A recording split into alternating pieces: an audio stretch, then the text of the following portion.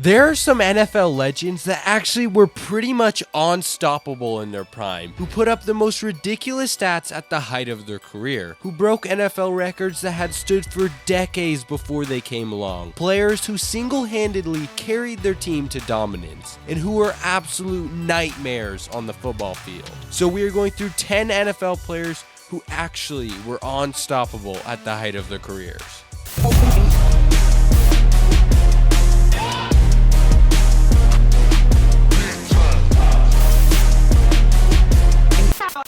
Number 10, Patrick Willis. Even though he only played 8 seasons in the NFL, Patrick Willis is considered a Hall of Fame level player. Patrick, in his first season in the NFL, led the NFL in tackles with 170 and 5 sacks with 2 forced fumbles. Patrick Willis went on to 7 straight Pro Bowls and 5 first-team All-Pros. And with the help of his teammate Navarro Bowman, the 49ers held 2007 Adrian Peterson, AP we're talking about, to only 3 yards in an entire game. Willis never got under 120 tackles when he played all 16 games in a season, so he is officially considered unstoppable.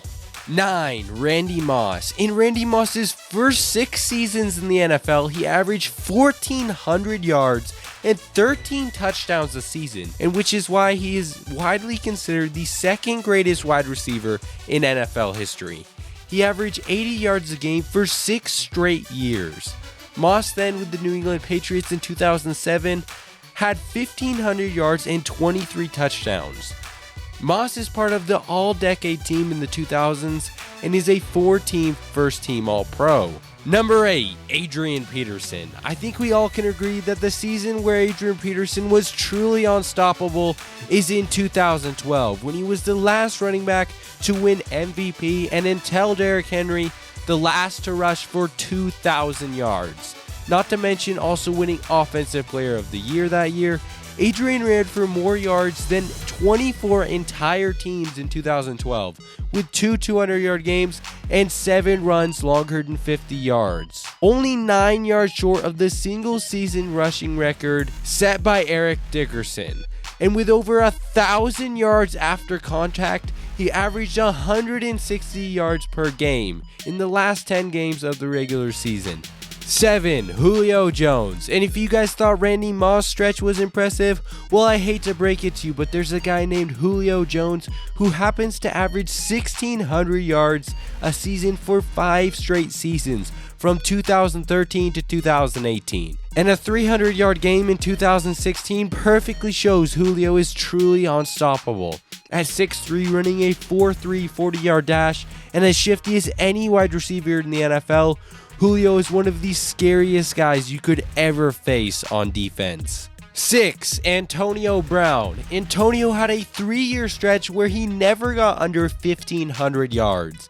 1,815 yards, 1,700 yards, and 1,500 yards. 3 straight seasons averaging 1,700 yards a season. Antonio, in a 5-year stretch from 2013 to 2018, had more yards and touchdowns and catches in NFL history than any 5-year stretch ever by a wide receiver. So basically, he has the greatest 5-year stretch of any receiver ever.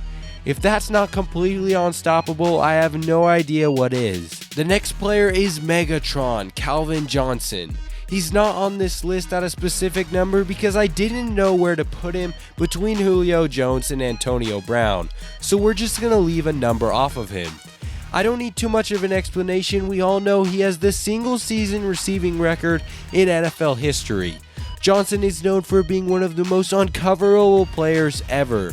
At 6'4" and 240 pounds, running a 4.3, Johnson is truly unstoppable. Before we head into the top 5, make sure to smash that like button and subscribe for more NFL content. Number 5, DeMarcus Ware. This monster of a player is a 4-time first-team All-Pro for the Dallas Cowboys and Denver Broncos, who was absolutely unstoppable from 2006 to 2011, where in 5 seasons he racked up 91.5 sacks. So in the span of 6 seasons, he racked up an average of 15.5 sacks per season, and with 24 forced fumbles, an average of 15.5 sacks and 4 forced fumbles for 6 straight years. Like, are you freaking kidding me? And I didn't even mention his tackles for a loss. Number 4, Peyton Manning. In 2013, he was truly unstoppable, winning MVP, throwing 55 touchdowns, a record that is still up to date, including a 7-touchdown day and leading the Broncos to the highest scoring offense in the NFL history, with only 10 interceptions and a 115 quarterback rating, which I consider the greatest season by a quarterback in NFL history. He was really unstoppable. Well, almost. There's someone who stopped him, which brings us to number 3, the Legion of Boom. I really didn't want to choose between Ken Chancellor, Bobby Wagner, Earl Thomas, and Richard Sherman, who could all have their own respective place on this list. So I put the defense as a whole, a defense that shut down Peyton Manning's Broncos and held the highest scoring NFL team in history to only 8 points. A defense that was first in yards per game, points per game, and touchdowns per game for 4 straight years. A defense that to this day is arguably the greatest defense in NFL history. In 2013, the Seahawks defense had a total of 54 turnovers, more than 3 a game, and only allowed 14 points a game. A defense that produced multiple Hall of Fame talents and stopped the unstoppable. Number 2, Chris Johnson.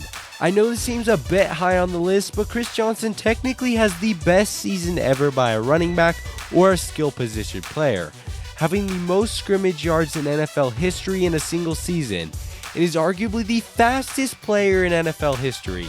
And with Johnson after an 0-6 start with the Titans, KJ2 turned it on and rushed for 1,700 yards in the last 10 games, going 8-2. Chris Johnson rushed for 11 straight 100-yard games and also had 500 receiving yards. Number 1, JJ Watt. The only player in NFL history to have 20 or more sacks in 2 seasons in their career. I honestly think if JJ stayed healthy, he could have been the greatest player to ever play the game on defense. During his stretch from 2011 to 2015, Watt was easily the best player on defense in the NFL, winning 3 Defensive Player of the Year awards, which were all well-deserved. Watt made Jadeveon Clowney look like a dominant player. If there was a choice between Aaron Donald and JJ Watt, I'll take Watt every time. Smash that like button and subscribe, and I'll catch you guys in the next upload. Until next time.